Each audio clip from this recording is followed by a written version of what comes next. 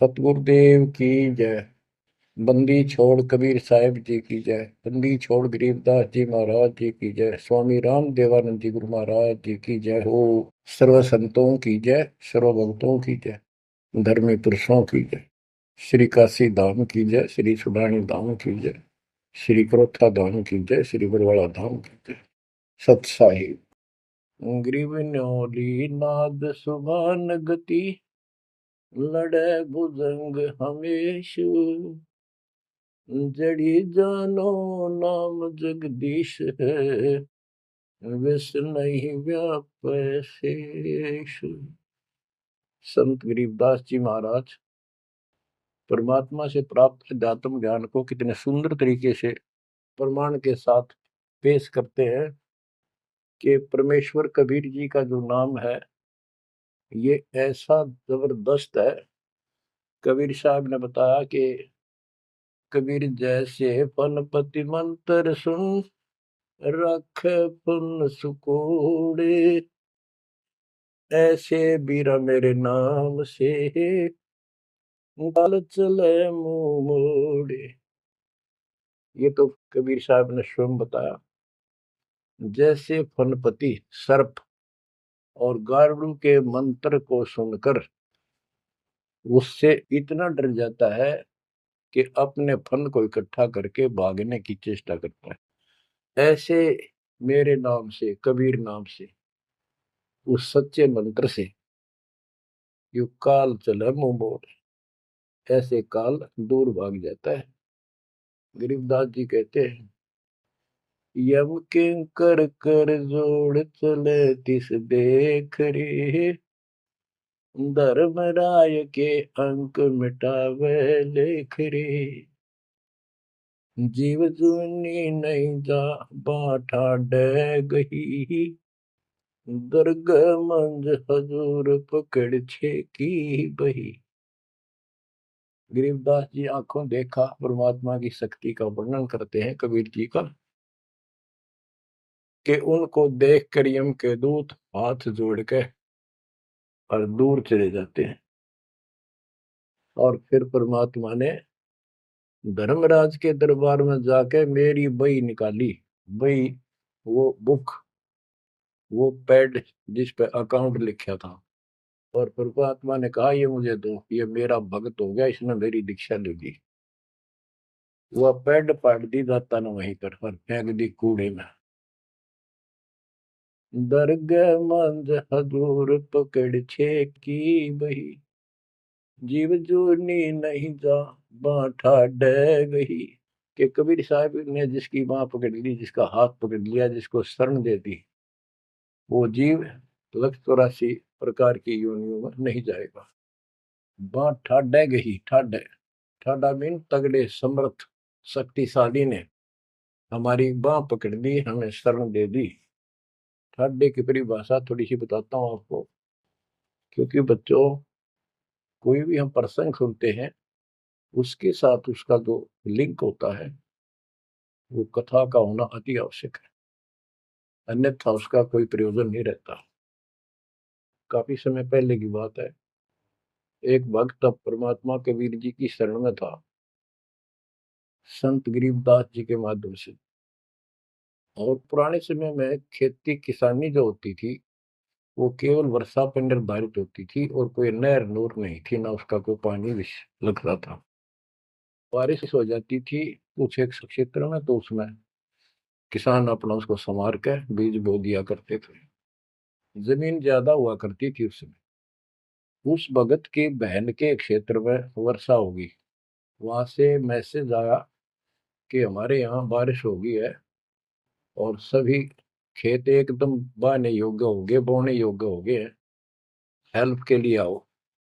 वो अपने बैल, अपना हल लेकर चला गया, उसको दूसरे खेत में भेज दिया। स्वयं उसका जो जीजा था, बहन का बटेऊ पति, वो अपने बैल लेकर दूसरे खेत में चला गया। जिस खेत में वो भक्त गया, दिन में हल चलाया, दोपहर के समय कुछ समय रेस्ट देते हैं बैलों को, पेड़ के नीचे चला गया। फिर वहां देखा आसपास एक तालाब थी, छोटी सी तलैया जोड़ी, उसमें कुछ पेड़ पेड़ थे, पानी था। बैलों को पानी पिलाने चला गया तो वहां एक मंडी बनी हुई थी, यादगार सी छोटी सी चबूतरा सा बना के। उस पे एक बेली गुड़की रखी थी। बेली पहले 5 किलो का कट्ठा ही बना करते, वो विशेषकर चढ़ाने के लिए होता था, भेंट। अपने देवी देवताओं को किसान चढ़ाते थे, बोल देते थे पहली फसल का पहला वो 5 किलो ऐसे पीर का चढ़ाऊं। वो पीर की मंडी थी। तो वो जो एक का डला सा था मोटा 5 किलो का, 5 शेर का, उसको उठा लाया वो भक्त। कुछ आप खाया, कुछ बैलों को खिला दिया। अपना काम करके शाम में घर पर आ गया, सो गया। रात्रि के 12 बजे के आसपास एक 4.5 फुट का, टोपी सिर पे, सफेद कपड़े, दाढ़ी, जैसे मुसलमान वेशभूषा हो, आके उससे 10 फुट दूर खड़ा होके और कहने लगा, तेने मेरा गुड़ कैसे खा लिया? तेरी हिम्मत कैसे पड़ गई?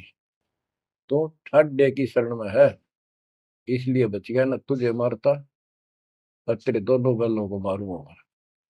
मेरी पार नहीं बसाई, और कति लाल आंख कर रखी और बहुत गुस्से में था। यूं कह के वो चला गया। भगत को भी फिर थोड़ा सा एहसास हुआ, यूं के भला थी। बाकी इतना तो विश्वास था कि समर्थ की शरण में हो, इस तरह के कुतरुओं का कोई बहुत नहीं। फिर भी मन में था, भी कहते ये बात हुई तो हुई क्यों, ऐसा के कारण हो गया? उसने अपनी बहन से पूछा कि बहन, ऐसे ऐसे उस मंडी पे गुड़ चढ़ा रखा था आपके खेत में, किसकी बना रखी है वो? तो आपके खेत के बराबर में, जोड़ी पे, तालाब पे। तो उसकी बहन बोली, के बात हुई भाई? क्योंकि एक बेली चढ़ा रखी थी, किसी ने गुड़ की रखी थी, मैं उठा लिया। बोला, कुत्ते खाओ उसने, मन बहन आती खिला दी, कुछ आप खा ली। उसकी बहन बोली, रे के क्यों जुल्म कर दिया तेने, उसको उठा लिया तू वहां से? रोड लागी नो सुनते ही। भाई बोला, मेरी तो सुन ले सारी। वो एक इतने 4.5 फुट का, 4 फुट का आदमी होगा, और सफेद कपड़े पहन रखे, ऊपर टोपी, मुसलमान टाइप सा था, और मेरे से 10 फुट दूर खड़ा होगा, रात को आया। और यूं बोला, तेरी हिम्मत कैसे पट गई, मेरा गुड़ उठा लिया, तने खा कैसे लिया? मैं बोला, नहीं वो आप पे बोलेगा। ने बोला, तू ठाड्डे की शरण में है, न तुझे मारूं और तेरे दोनों गल मारूं। ला ला के रखी थी, और नो कहकर चला गया वापस। वह भेड़ और फूट फूट कर रोने लगी। बोला, रे तो मेरा काड़ा मुंह कराओ, के जवाब दो, माने न्यू शहरों से तने के वो एक गुड़ पाया खाने को। हमारे आप सारे गुड़ की कमी है यहाँ पर। बहुत बुरी तरह लगी रो भाई, बचा कुकर मेरा भाई। अपने पति ने भी लड़न लगी, तने क्यों भेजा ही उस साइड में? तो इन्होंने क्यों ना भेजा, तने बताना चाहिए था इसको पहले। वो भाई बोला, तेरी अब भी अकल पर पर्दा पड़ रहा, उतरा शेर हाथ जोड़ के गया। अरे नो क्या, तू ठाडेगी शरण में, जा तो बच गया, न मारी न दो मैंने तो रोए जाओ पाछे थे। अरे मैं जिंदा जी रोने लग रही तो पागल कहेंगी, इतनी भी अकल पे पर्दा पड़ गया तुम्हारे? मैं किसकी सुनूं पता है? मैं ये रिक्वेस्ट करूं थारे ते, तुम भी आ जाओ, ना भूतड़ा दिन डर डर मर जाओगे। तो बच्चों, यम किंग कर कर जोड़ चले तिस देख रे। बच्चों, आत्मा फूट फूट गाती है, चारों युग में संत पुकारे, कूक क्या हम हेल रे। हीरे माणिक मोती बरसैया जग टूटा ढेर रे। ये डरे तो बड़ी आदत पड़ गई है। यम किंग कर कर जोड़ चले तिस देख रे, धर्म राय की बंद मिटावे लेख रे। जीव जूनी नहीं जावा ठाडे गही, ठाडे में दर्ग मंद हजूर पकड़ छे की वही। सुन मंडल सतलोक अगमपुर धाम है, धन बंदी छोड़ कबीर तुम्हारा नाम है। बच्चों, इस परम पिता के प्रेम में ऐसे गजब के ज्ञान, ऐसे समर्थ की शरण, आत्मा भावुक हो जाती है, रोका नहीं जाता। सो शुक्र मनाते हैं अपने गुरुदेव का, एक निछोड़ हे परम पिता कैसे शरण दिया आपने, कैसा सुंदर राह बता दिया। नहीं आने बिरान माटी राखो या भूतड़े, अरे न पूजे भी जाओ और दुर्गति भी दो किनो रहनी थी। और गीता कहती है भूत पूजोगे भूत पढ़ोगे। परमात्मा की सूक्ष्म वेद की वाणी कहती है भूत में सो भूत है, देव में सो देव, राम में सो राम है, सुन सकल सुरदेव। अब प्रश्न चल रहा है, कबीर जैसे फन पति मंत्र सुन रख फन सकोड़े, ऐसे बीरा मेरे नाम से काल चल मोड़े। पारक के अंक की अमर ग्रंथ की प्रथम वाणी है, ग्रीव न्योल नाद सुभान गति, लड़े भुजंग हमेश, जड़ी जानो नाम जगदीश है, विष नहीं व्यापै शेष। जैसे एक नेवला होता है सारा 9 इंच का प्राणी, और वो 10 फुट के सांप को, सर्प को, भुजंग को मार देता है। कैसे मार देता, उसके पास एक ट्रिक है, उसके पास एक जड़ी होती है, एक नागदमन जड़ी होती है जंगल में, उसको सूंघता है, उसमें स्मेल आती है। वो सर्प को उस समय छेड़ता है जो वो जड़ी के आसपास होता है, वो झाड़ बोझड़ों के अंदर होती है। वो सर्प को छेड़ता है, सर्प ऐसे फन उठा लेता है और वो जाके एकदम वहां जड़ी श्वास में भर लेता स्मेल, और आके उस सर्प के सामने सो के थोड़ी सी दूरी से छोड़ देता है। जिस दर से हवा चल रही हो सर्प की तरफ जा रही हो, उस साइड में हो जाता हो। सर्प को उससे चक्कर आने शुरू हो जाते उस स्मेल से, उसका जी घबराता है और वो भागने की चेष्टा करता है। नेवला फिर उसके गर्दन पे बैठ जाता है, मुंडी पे पीछे के, और वहां मुंह के ऊपर फिर वो स्मेल छोड़ता ही रहता है। उसको अचेत करके फिर पकड़ कर उसको मार डालता है, काट देता है। तो बच्चों, गरीबदास जी ने बताया कि कबीर परमेश्वर का यो सच्चा नाम सतनाम और सारनाम। सारनाम है, ये है मेन चीज। सतनाम भी बहुत शक्ति हो जाती है इन दोनों के मेल से। जैसे दो जड़ियों को मिला दिया जाए, उसका कुछ अलग से स्ट्रॉन्ग दवाई बन जाती है, मेडिसिन। और तीसरी मालिक मिला, मालिक का जो सारनाम है वो तो कहना ही क्या है। तो हमारा जो मोक्ष जो होगा इन सभी मंत्रों के जाप से होगा। ये हमारी साधना है, पूजा हमारी सारनाम है।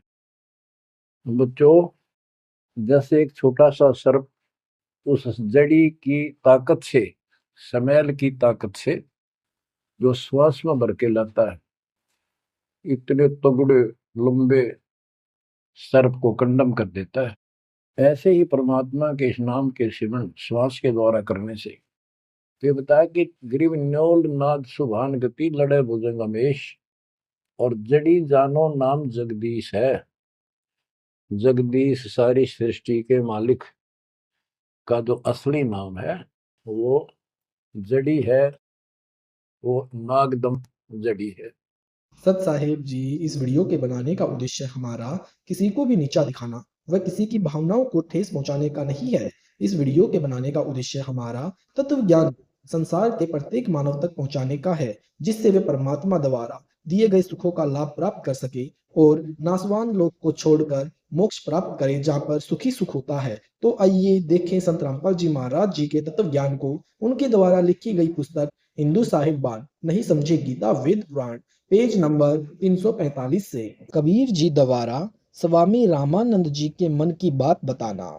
दूसरे दिन विवेकानंद ऋषि अपने साथ 9 व्यक्तियों को लेकर जुलाहा कॉलोनी में नीरू के मकान के विषय में पूछने लगा कि नीरू का मकान कौन सा है। कॉलोनी के एक व्यक्ति को उनके हाव भाव से लगा कि ये कोई अप्रिय घटना करने के उद्देश्य से आए हैं। उसने शीघ्रता से नीरू को जाकर बताया कि कुछ ब्राह्मण आपके घर आ रहे हैं, उनकी नीयत झगड़ा करने की है। नीमा भी वहीं खड़ी उस व्यक्ति की बातें सुन रही थी। उसी समय वे ब्राह्मण गली में नीरू के मकान की ओर आते दिखाई दिए। नीमा समझ गई कि अवश्य कबीर ने इन ब्राह्मणों से ज्ञान चर्चा की है। वे ईर्ष्यालु व्यक्ति मेरे बेटे को मार डालेंगे। इतना विचार करके सोए हुए बालक कबीर को जगाया तथा अपनी झोपड़ी के पीछे ले गई। वहां लेटाकर ऊपर रजाई डाल दी तथा कहा, बेटा बोलना नहीं है। कुछ व्यक्ति झगड़ा करने के उद्देश्य से अपने घर आ रहे हैं। नीमा अपने घर के द्वार पर गली में खड़ी हो गई। तब तक वे ब्राह्मण घर के निकट आ चुके थे। उन्होंने पूछा, क्या नीरू का घर यही है? नीमा ने उत्तर दिया, हाँ ऋषि जी, यही है। कहो कैसे आना हुआ? ऋषि विवेकानंद बोला, कहाँ है तुम्हारा शरारती बच्चा कबीर? कल उसने बड़ी सभा में मेरे गुरुदेव का अपमान किया है। आज उसकी पिटाई गुरुजी सर्व के समक्ष करेंगे। इसको सबक सिखाएंगे। नीमा बोली, मेरा बेटा निर्दोष है। वह किसी का अपमान नहीं कर सकता। आप मेरे बेटे से ईर्ष्या रखते हो। कभी कोई ब्राह्मण उल्हाने लेकर आता है, कभी कोई तो कभी कोई आता है। आप मेरे बेटे की जान के शत्रु क्यों बने हो? लौट जाइए। सर्व ब्राह्मण बलपूर्वक नीरू की झोंपड़ी में प्रवेश करके कपड़ों को उठा उठाकर बालक को खोजने लगे। चार पाइयों को भी उलटकर पटक दिया। जोर जोर से ऊंची आवाज में बोलने लगे।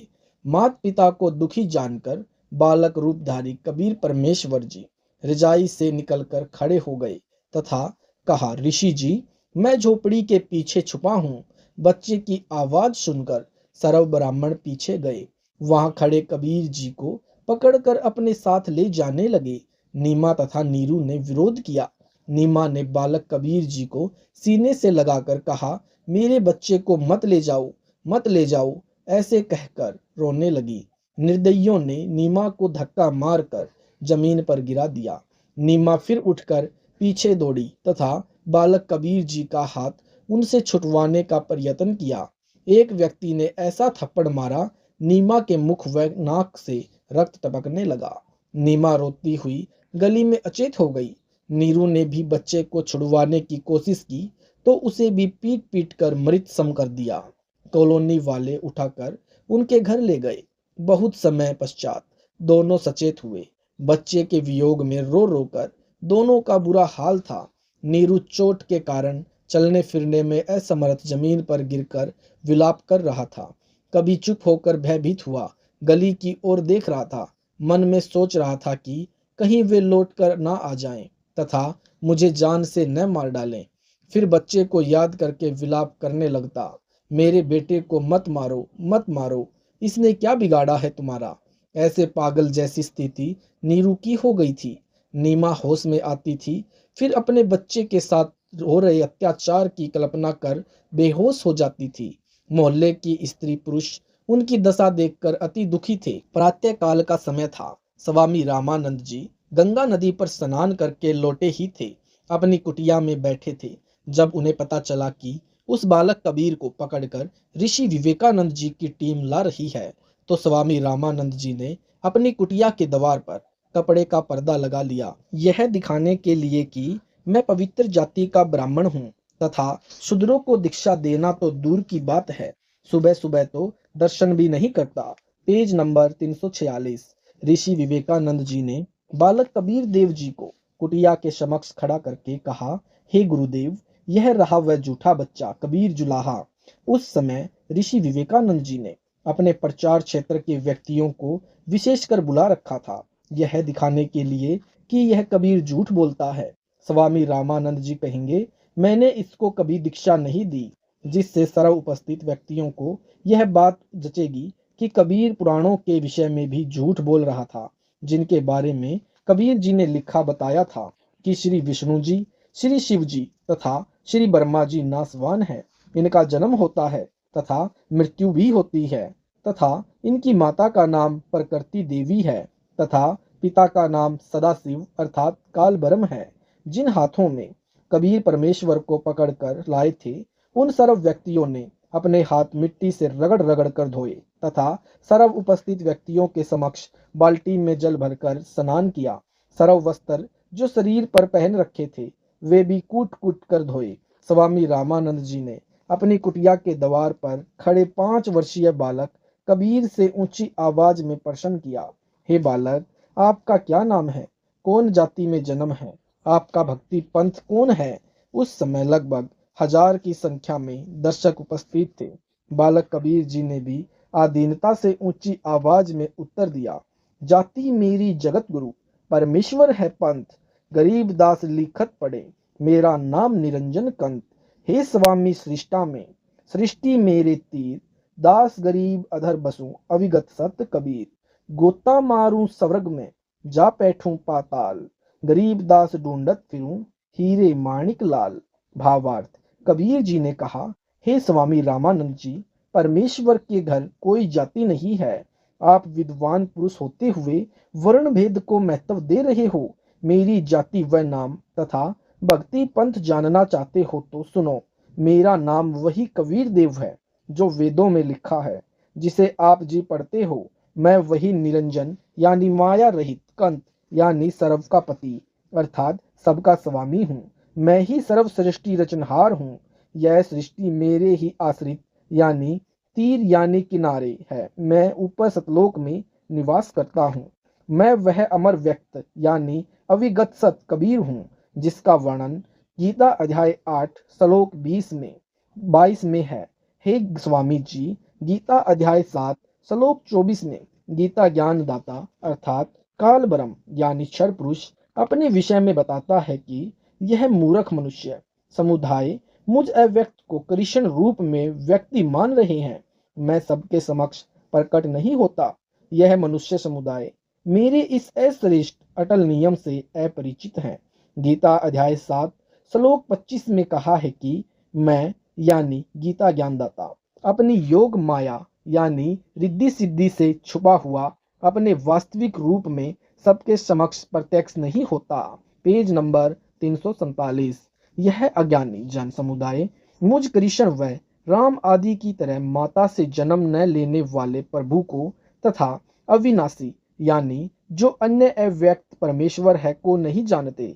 हे स्वामी रामानंद जी, गीता अध्याय 7 श्लोक 24-25 में गीता ज्ञानदाता काल ब्रह्म ने अपने को अव्यक्त कहा है। यह प्रथम अव्यक्त प्रभु हुआ। अब सुनो दूसरे तथा तीसरे अव्यक्त प्रभुओं के विषय में। गीता अध्याय 8 श्लोक 18-19 में गीता ज्ञानदाता ने अपने से अन्य अव्यक्त परमात्मा का वर्णन किया है। कहा है, यह सर्वपराचर प्राणी दिन के समय अव्यक्त परमात्मा से उत्पन्न होते हैं, रात्रि के समय उसी में लीन हो जाते हैं। यह जानकारी काल ब्रह्म ने अपने से अन्य अव्यक्त प्रभु अर्थात अक्षर ब्रह्म के विषय में दी है।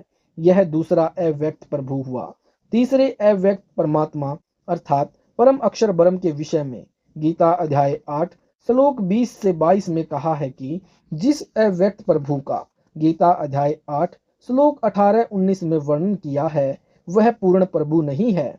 वह भी वास्तव में अविनाशी प्रभु नहीं है, परंतु उस अव्यक्त यानी जिसका विवरण उपरोक्त श्लोक 18-19 में है से भी अति परे दूसरा जो सनातन अव्यक्त भाव है, वह परम दिव्य परमेश्वर सब भूतों के नष्ट होने पर भी नष्ट नहीं होता।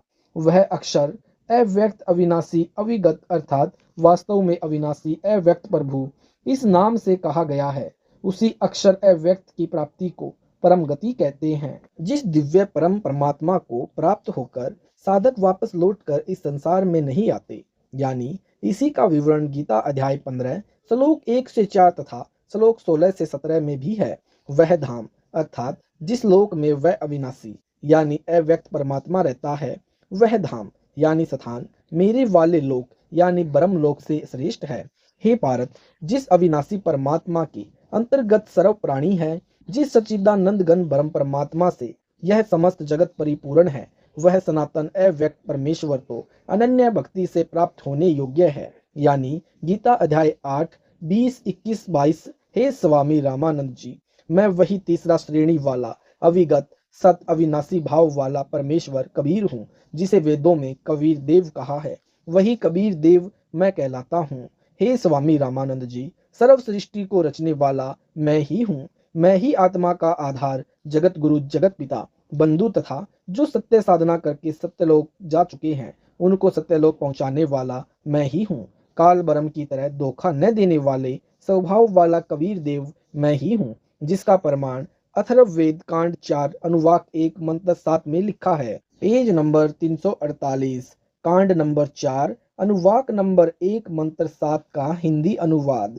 जो अचल अर्थात अविनाशी जगत पिता, भक्तों का वास्तविक साथी अर्थात आत्मा का आधार बड़ा स्वामी अर्थात परमेश्वर व जगत गुरु तथा विनरम पुजारी अर्थात विधिवत साधक को सुरक्षा के साथ सतलोक गए हुओं को यानी जो मोक्ष प्राप्त कर चुके हैं उनको सतलोक ले जाने वाला, सर्व ब्रह्मांडों की रचना करने वाला, जगदम्बा अर्थात माता वाले गुणों से भी युक्त काल की तरह धोखा न देने वाले स्वभाव अर्थात गुणों वाला, ज्यों का त्यों अर्थात वैसा ही वह आप कबीर देव हैं अर्थात भाषा बिन इसे कबीर परमेश्वर भी कहते हैं। भावार्थ, इस मंत्र में यह भी स्पष्ट कर दिया है कि उस परमेश्वर का नाम कबीर देव अर्थात कबीर परमेश्वर है, जिसने सर्व रचना की है। जो परमेश्वर अचल अर्थात वास्तव में अविनाशी यानी गीता अध्याय 15 श्लोक 16-17 में भी प्रमाण है। जगत गुरु परमेश्वर आत्मा आधार जो पूर्ण मुक्त होकर सत्यलोक गए हैं यानी जो मोक्ष प्राप्त कर चुके हैं उनको सतलोक ले जाने वाला, सर्व ब्रह्मांडों का रचनहार, काल की तरह धोखा न देने वाला, ज्यों का त्यों वह स्वयं कबीर अर्थात कबीर प्रभु है। यही परमेश्वर सर्व ब्रह्मांडों व प्राणियों को अपनी शब्द शक्ति से उत्पन्न करने के कारण यानी जनिता माता भी कहलाता है तथा पिता तथा बंधु यानी भाई भी वास्तव में यही है तथा परमेश्वर भी यही है। इसलिए इसी कबीर देव यानी कबीर परमेश्वर की स्तुति किया करते हैं। तमेव माता च पिता तमेव, तमेव बंधु च सखा तमेव, तमेव विद्या च द्रविणम, तमेव तमेव सर्वम मम देव देव। इसी परमेश्वर की महिमा का पवित्र ऋग्वेद मंडल नंबर 1 सूक्त नंबर 24 में विस्तृत वर्णन है। Page number 349। 5 वर्षीय बालक के मुख से वेदों व गीता जी के गूढ़ रहस्य को सुनकर ऋषि रामानंद जी आश्चर्यचकित रह गए तथा क्रोधित होकर अपशब्द कहने लगे। Page number 350। स्वामी रामानंद जी ने कहा, अरे कुजात अर्थात शूद्र, छोटा मुंह बड़ी बात, तू अपने आप को परमात्मा कहता है। तेरा शरीर हाड़ मांस व रक्त निर्मित है। तू अपने आप को अविनाशी परमात्मा कहता है। तेरा जुलाहे के घर जन्म है, फिर भी अपने आप को अजन्मा अविनाशी कहता है। तू कपट्टी बालक है। परमेश्वर कबीर जी ने कहा, ना मैं जन्मूं ना मैं मरूं, ज्यों मैं आऊं त्यों जाऊं, गरीब दास सतगुरु भेद से लखो हमारा ढांव। सुन रामानंद राम में मुझसे ही बावन नरसिंह, दास गरीब युग युग हमसे ही हुए कृष्ण अभंग। भावार्थ, कबीर जी ने उत्तर दिया, हे रामानंद जी, मैं न तो जन्म लेता हूँ न मैं मृत्यु को प्राप्त होता हूँ। मैं 84 लाख प्राणियों के शरीर में आने व जाने के चक्र से भी रहित हूँ। मेरी विशेष जानकारी किसी तत्वदर्शी संत के ज्ञान को सुनकर प्राप्त करो। गीता अध्याय 4 श्लोक 34 तथा यजुर्वेद अध्याय मंत्र 10-13 में वेद ज्ञान दाता स्वयं कह रहा है कि उस पूर्ण परमात्मा के तत्व ज्ञान से मैं अपरिचित हूँ। उस तत्व ज्ञान को तत्वदर्शी संतों से सुनो, उन्हें दंडवत प्रणाम करो। अति विनम्र भाव से परमात्मा के पूर्ण मोक्ष मार्ग के विषय में ज्ञान प्राप्त करो। Page number 351। जैसी भक्ति विधि से तत्वदृष्टा संत बताएं वैसी साधना करो। गीता अध्याय 15 श्लोक 17 में लिखा है कि श्लोक 16 में जिन दो पुरुषों यानी भगवानों नंबर 1 शर पुरुष अर्थात काल ब्रह्म तथा अक्षर पुरुष अर्थात पर ब्रह्म का उल्लेख है। वास्तव में अविनाशी परमेश्वर तथा सर्व का पालन पोषण व धारण करने वाला परमात्मा तो उन उपरोक्त दोनों से अन्य ही है। हे स्वामी रामानंद जी, वह उत्तम पुरुष अर्थात सर्वश्रेष्ठ प्रभु मैं ही हूँ। इस बात को सुनकर स्वामी रामानंद जी बहुत क्षुब्ध हो गए तथा कहा कि रे बालक, तू निम्न जाति का और छोटा मुंह बड़ी बात कर रहा है।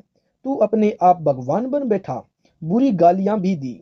कबीर साहिब बोले कि गुरुदेव, आप मेरे गुरुजी हैं। आप मुझे गाली दे रहे हो तो भी मुझे आनंद आ रहा है, लेकिन मैं जो आपको कह रहा हूँ, मैं ज्यों का त्यों पूर्ण ब्रह्म ही हूँ, इसमें कोई संशय नहीं है।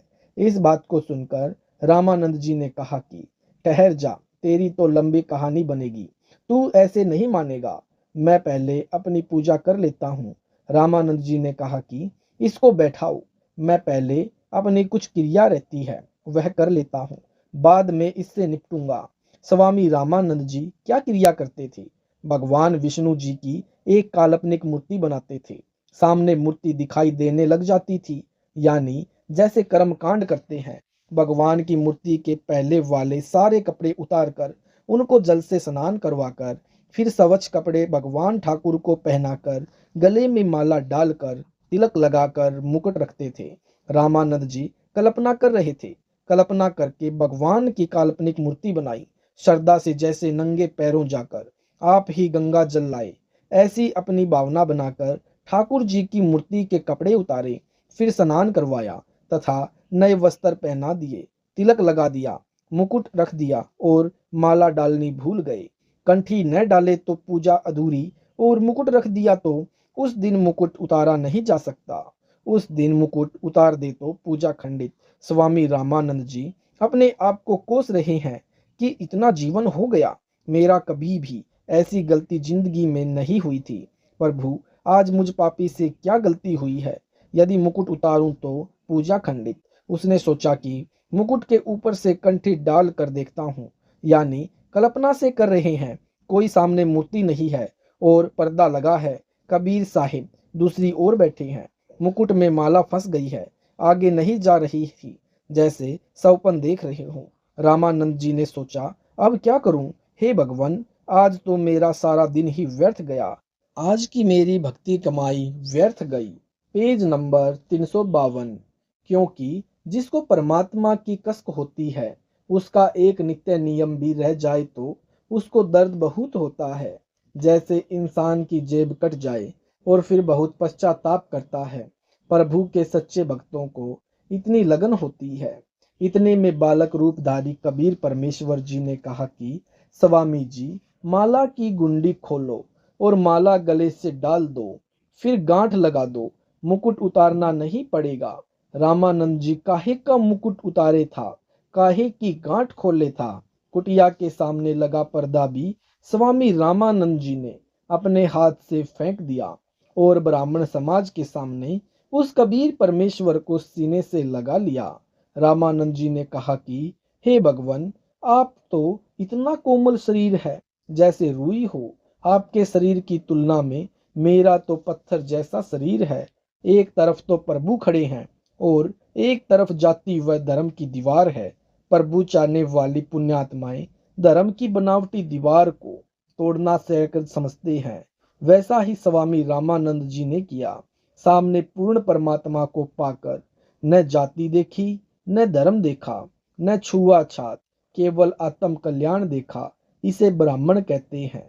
बोलत रामानंद जी, हम घर बड़ा सुकाल, गरीब दास पूजा करें, मुकुट फई जदि माल, सेवा करो संभाल करी, सुनी स्वामी सुरज्ञान, गरीब दास सिर मुकुट धरी, माला अटकी जान, स्वामी गुंडी खोल कर फिर माला गल डार, गरीब दास इस भजन को जानत है करतार, ड्योडी पर्दा दूर कर लिया कंठ लगाए, गरीब दास गुजरी बहुत बदने बदन मिलाए, मन की पूजा तुम लखी मुकुट माल पर बेस, गरीब दास गति को लिखै कौन वर्ण क्या भेष, यह तो तुम शिक्षा दई मान लई मन मोर, गरीब दास को मल पुरुष हमरा बदन कठोर।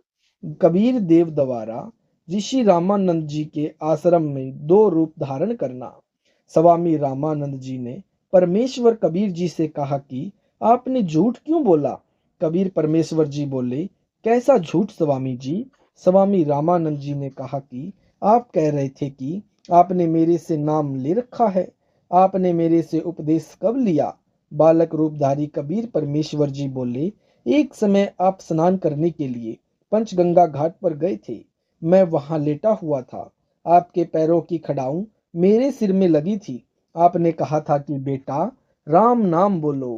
Page number 353। रामानंद जी बोले, हाँ, अब कुछ याद आया, परंतु वह तो बहुत छोटा बच्चा था। यानी क्योंकि उस समय 5 वर्ष की आयु के बच्चे बहुत बड़े हो जाया करते थे तथा 5 वर्ष के बच्चे के शरीर तथा 2.5 वर्ष के बच्चे के शरीर में 2 गुना अंतर हो जाता है। कबीर परमेश्वर जी ने कहा, स्वामी जी देखो, मैं ऐसा था। स्वामी रामानंद जी के सामने भी खड़े हैं और एक 2.5 वर्षीय बच्चे का दूसरा रूप बनाकर किसी सेवक की वहां पर चारपाई बिछी हुई थी, उसके ऊपर विराजमान हो गए। रामानंद जी ने 6 बार तो इधर देखा और 6 बार उधर देखा, फिर आंखें मलमल कर देखा, कहीं तेरी आंखें धोखा तो नहीं खा रही हैं। इस प्रकार देख ही रहे थे कि इतने में कबीर परमेश्वर जी का छोटा वाला रूप हवा में उठा और कबीर परमेश्वर जी के बड़े 5 वर्ष वाले स्वरूप में समा गया। 5 वर्ष वाले स्वरूप में कबीर परमेश्वर जी रह गए। रामानंद जी बोले कि मेरा संशय मिट गया कि आप ही पूर्ण ब्रह्म हो। हे परमेश्वर, आपको कैसे पहचान सकते हैं? आप किस जाति में उत्पन्न तथा कैसी वेशभूषा में खड़े हो? हम नादान प्राणी आपके साथ वाद विवाद करके दोषी हो गए। क्षमा करना परमेश्वर कबीर देव, मैं आपका अनजान बच्चा हूँ। रामानंद जी ने फिर अपनी अन्य शंकाओं का निवारण करवाया। शंका, हे कबीर देव, मैं राम राम कोई मंत्र शिष्यों को जाप करने को नहीं देता। यदि आपने मुझसे दीक्षा ली है तो वह मंत्र बताइए जो मैं शिष्य को जाप करने को देता हूँ। उत्तर कबीर देव का, हे स्वामी जी, आप ओम नाम जाप करने को देते हो तथा ओम भगवते वासुदेवाय नमः का जाप तथा विष्णु स्तोत्र की आवृत्ति की भी आज्ञा देते हो। शंका, आपने जो मंत्र बताया यह तो सही है, एक शंका और है, उसका भी निवारण कीजिए। मैं जिसे शिष्य बनाता हूँ उसे एक चिन्ह देता हूँ, वह आपके पास नहीं है। उत्तर बंदी छोड़ कबीर देव बोले, हे गुरुदेव, आप तुलसी की लकड़ी के एक मनके की कंठी गले में पहनने के लिए देते हो। यह देखो गुरुजी, उसी दिन आपने अपनी कंठी गले से निकालकर मेरे गले में पहनाई थी। यह कहते हुए कबीर देव ने अपने कुर्ते के नीचे गले में पहनी वही कंठी सार्वजनिक कर दी। रामानंद जी समझ गए, यह कोई साधारण बच्चा नहीं है, यह प्रभु का भेजा हुआ कोई तत्वदर्शी आत्मा है। इससे ज्ञान चर्चा करनी चाहिए। चर्चा के विषय को आगे बढ़ाते हुए स्वामी रामानंद जी बोले, हे बालक कबीर, आप अपने आप को परमेश्वर कहते हो, परमात्मा ऐसा अर्थात मनुष्य जैसा थोड़ी ही है। Page number 354। हे कबीर जी, उस स्थान को यदि एक बार दिखा दे तो मन शांत हो जाएगा। मैं वर्षों से ध्यान योग अर्थात हठ योग करता हूँ। मैं समाधिस्थ होकर आकाश में बहुत ऊपर तक सैर कर जाता हूँ। परमेश्वर कबीर जी ने कहा, हे स्वामी जी, आप समाधिस्थ होइए। स्वामी रामानंद जी का हठ योग ध्यान करना नित्य का अभ्यास था। तुरंत ही समाधिस्थ हो गए। समाधि दशा में स्वामी जी की सुरती यानी ध्यान त्रिवेणी तक जाती थी। त्रिवेणी पर 3 रास्ते हो जाते हैं। बायां रास्ता धर्मराज के लोक तथा ब्रह्मा विष्णु तथा शिव जी के लोकों तथा स्वर्ग लोक आदि को जाता है। दायां रास्ता 88,000 खेड़ों यानी नगरियों की ओर जाता है। सामने वाला रास्ता ब्रह्म लोक को जाता है, वह ब्रह्मरंध्र भी कहा जाता है। स्वामी रामानंद जी कई जन्मों से साधना करते हुए आ रहे थे, इस कारण से इनका ध्यान तुरंत लग जाता था। बालक रूपधारी परमेश्वर कबीर जी स्वामी रामानंद जी को ध्यान में आगे मिले तथा वहां का सर्वभेद रामानंद जी को बताया। हे स्वामी जी, आपकी भक्ति साधना कई जन्मों की संचित है। जिस समय आप शरीर त्याग कर जाओगे, इस बाएं रास्ते से जाओगे। इस रास्ते में स्वचालित द्वार यानी ऑटोमेटिक खुलने वाले गेट लगे हैं। जिस साधक की जिस भी लोक की साधना होती है, वह धर्मराय के पास जाकर अपना लेखा करवाकर इसी रास्ते से आगे चलता है। उसी लोक का द्वार अपने आप खुल जाता है। वह द्वार तुरंत बंद हो जाता है। वह प्राणी पुनः उस रास्ते से लौट नहीं सकता। उस लोक में समय पूरा होने के पश्चात पुनः उसी मार्ग से धर्मराज के पास आकर अन्य जीवन प्राप्त करता है। धर्मराय का लोक भी उसी बाई ओर जाने वाले रास्ते में सर्वप्रथम है। उस धर्मराज के लोक में प्रत्येक की भक्ति अनुसार स्थान तय होता है। आप यानी स्वामी रामानंद जी की भक्ति का आधार विष्णु जी का लोक है। आप अपने पुण्यों को इस लोक में समाप्त करके पुण्य पृथ्वी लोक पर शरीर धारण करोगे। यह हरकत कुएं जैसा चक्र आपकी साधना से कभी समाप्त नहीं होगा। यह जन्म मृत्यु का चक्र तो केवल मेरे द्वारा बताए तत्व ज्ञान द्वारा ही समाप्त हो संभव है। परमेश्वर कबीर जी ने फिर कहा, हे स्वामी जी, जो सामने वाला द्वार है, यह ब्रह्मरंध्र है। यह वेदों में लिखे किसी भी मंत्र जाप से नहीं खुलता। यह तो मेरे द्वारा बताए सत्य नाम, यानी जो दो मंत्र का होता है, एक ओम मंत्र तथा दूसरा तत्, यह तत्सांकेतिक है। वास्तविक नाम मंत्र तो उपदेश लेने वाले को बताया जाएगा कि जाप से खुलता है। ऐसा कहकर परमेश्वर कबीर जी ने सत्य नाम का जाप किया। तुरंत ही सामने वाला द्वार खुल गया। परमेश्वर कबीर जी अपने साथ स्वामी रामानंद जी की आत्मा को लेकर उस ब्रह्मरंध्र में प्रवेश कर गए। Page number 355। पश्चात वह द्वार तुरंत बंद हो गया।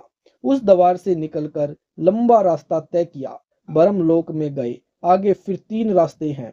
बाई ओर एक रास्ता महास्वर्ग में जाता है। उस महास्वर्ग में नकली सतलोक, अलखलोक, अगमलोक तथा अनामी लोकों की रचना काल ब्रह्म ने अपनी पत्नी दुर्गा से करा रखी है, प्राणियों को धोखा देने के लिए। उन सर्व नकली लोकों को दिखाकर वापस आए। दाई ओर सपतपुरी, ध्रुवलोक आदि हैं। सामने वाला द्वार वहां जाता है जहां पर गीता ज्ञानदाता काल ब्रह्म अपनी योग माया से छुपा रहता है। वहां 3 स्थान बनाए हैं। एक रजोगुण प्रधान क्षेत्र है जिसमें काल ब्रह्म तथा दुर्गा देवी पति पत्नी रूप में साकार रूप में रहते हैं। उस समय जिस पुत्र का जन्म होता है वह रजोगुण युक्त होता है। उसका नाम ब्रह्मा रख देता है। उस बालक को युवा होने तक अचेत रखकर परवरिश करते हैं। युवा होने पर काल ब्रह्म स्वयं विष्णु रूप धारण करके अपनी नाभि से कमल का फूल प्रकट करता है। उस कमल के फूल पर युवा अवस्था प्राप्त होने पर ब्रह्मा जी को रखकर सचेत कर देता है। इसी प्रकार एक सतोगुण प्रधान क्षेत्र बनाया है। उसमें दोनों यानी दुर्गा व काल ब्रह्म पति पत्नी रूप में रहकर अन्य पुत्र सतोगुण प्रधान उत्पन्न करते हैं। उसका नाम विष्णु रखते हैं। उसे भी युवा होने तक अचेत रखते हैं। शेष सैया पर सचेत करते हैं। अन्य शेष नाग ब्रह्म ही अपनी शक्ति से उत्पन्न करता है। इसी प्रकार एक तमोगुण प्रधान क्षेत्र बनाया है। उसमें वे दोनों यानी दुर्गा तथा काल ब्रह्म पति पत्नी व्यवहार से तमोगुण प्रधान उत्पन्न करते हैं। उसका नाम शिव रखते हैं। उसे भी युवा अवस्था प्राप्त होने तक अचेत रखते हैं। युवा होने पर तीनों को सचेत करके इनका विवाह प्रकृति यानी दुर्गा द्वारा उत्पन्न तीनों लड़कियों से करते हैं।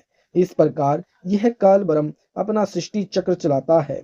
परमेश्वर कबीर जी ने स्वामी रामानंद जी को वह रास्ता दिखाया तथा 21वें ब्रह्मांड में फिर 3 रास्ते हैं भाई, और फिर नकली सतलोक, अलखलोक, अगमलोक तथा अनामी लोक की रचना की हुई है। दाईं ओर 12 भक्तों का निवास स्थान बनाया है जिनको अपना ज्ञान प्रचारक बनाकर जनता को शास्त्र विरुद्ध ज्ञान पर आधारित करवाता है। सामने वाला द्वार सप्तशिला की ओर जाता है जहाँ पर यह काल ब्रह्म 1 लाख मानव शरीरधारी प्राणियों के सूक्ष्म शरीर को तपाकर उनमें मैल निकाल कर खाता है। उस काल ब्रह्म के उस लोक के ऊपर एक द्वार है जो पर ब्रह्म यानी अक्षर पुरुष के 7 संग ब्रह्मंडों में खुलता है। पर ब्रह्म के ब्रह्मंडों के अंतिम सिरे पर एक द्वार है जो सत्य पुरुष यानी परम अक्षर पुरुष के लोक सतलोक की भंवर गुफा में खुलता है। सत साहेब जी, ये थे जगत गुरु तत्वदर्शी संत रामपाल जी महाराज जी के मंगल प्रवचन। अगर आपको यह वीडियो अच्छा लगा तो इस चैनल को सब्सक्राइब जरूर करें। सत साहेब जी।